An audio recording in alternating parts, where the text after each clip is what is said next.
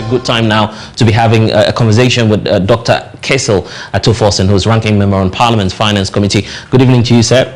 Thanks for joining us on Joy News Prime. So, first of all, for Sam, this is basically government responding to the calls that you've been making over the years. Are you satisfied with the new measures being rolled out by the Finance Ministry? Not at all, my brother. I say this for a simple reason that after the Central Bank's Monetary Policy Committee press statement, we're all upbeat that government is going to, after all, confront the situation head-on. The monetary policy thrown at the problem, for me, I was satisfied. But I was waiting, and I said that the only time that I'll be confident to say that the government has taken a step to confront the problem is when I hear the finance minister to come out with a fiscal policy in addressing the concerns of the investors and major stakeholders of the Ghanaian economy. Unfortunately, in spite of the hype, the minister came and said nothing. All the minister said was simply empty. It is not addressing the concerns of major stakeholders for our economy. I say this for a simple reason.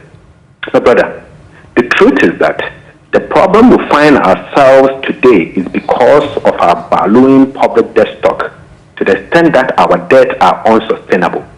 So I was expecting the minister to confront that head-on, only for him to tell us that he is going to borrow additional 2 billion Ghana cedis to further destroy the already sinking economy. That, for me, is not acceptable.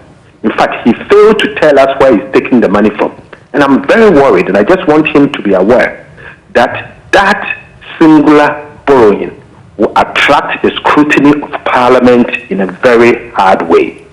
Not only that, we were also told that the minister was going to cut some level of expenditures and to create the impression that we will be staying within a fiscal consolidation trend, only for him to come and tell us expenditures that he's cutting that I believe it is absolutely not bringing anything on the table.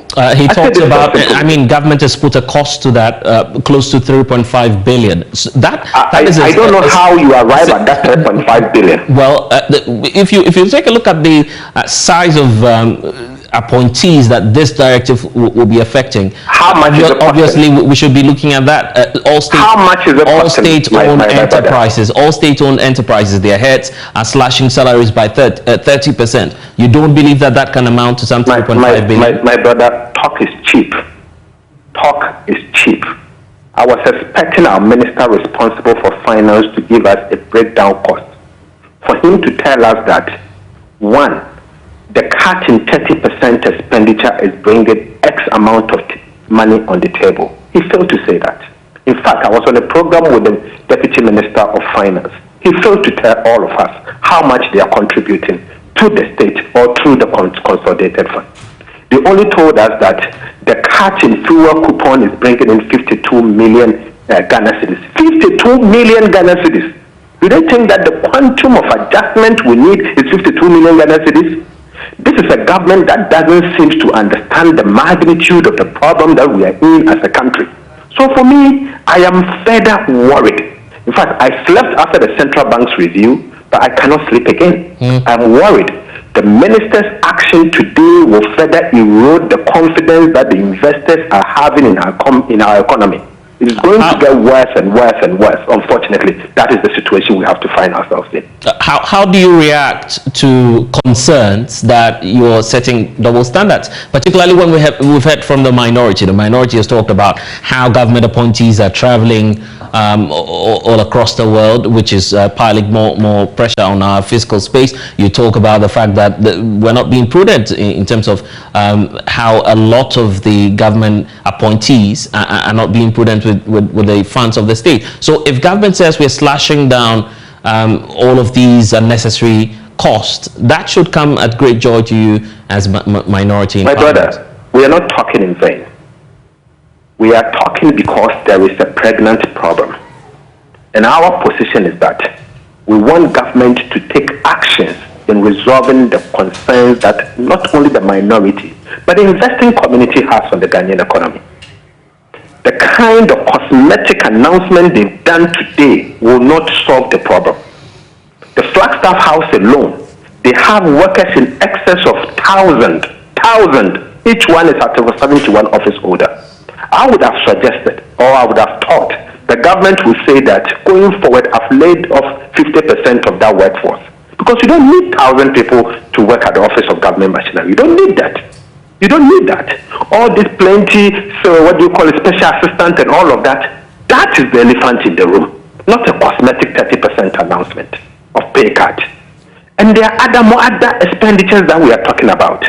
We had earlier on heard that they were going to review the flagship project. Right. That is taking away so much revenue. Why are they not reviewing it? Why are they running away from it? We need to go. These are major concerns. Right. We need to go, but briefly, the finance minister is hopeful that Parliament will support government to pass the e-levy as a form of a revenue measure. Will you support that cause? Briefly, sir. It is not me to tell you that I'm going to support. I think my position is well known already. We in the minority will stand opposed to the e-levy every day, any time. And we will oppose it any day, any moment, any time. All what we are asking the minister responsible for finance is for him to bring the bill before Parliament, and we will do what we have to do by opposing it. It's not new. They know our position, and our position remains the same. We have not changed our position. That is what it is. We have said that this is a poor man's tax. It's a tax targeted at the poor man. It is going to erode the very gains that we've made in the economy. And we believe that they should find an alternative tax policy to replace the e-levy. We've said this, and I'm saying it again. We are not against tax policy, but we are against the e-levy in particular. I'm grateful, Dr. Forson, for joining us tonight on Joy News Prime.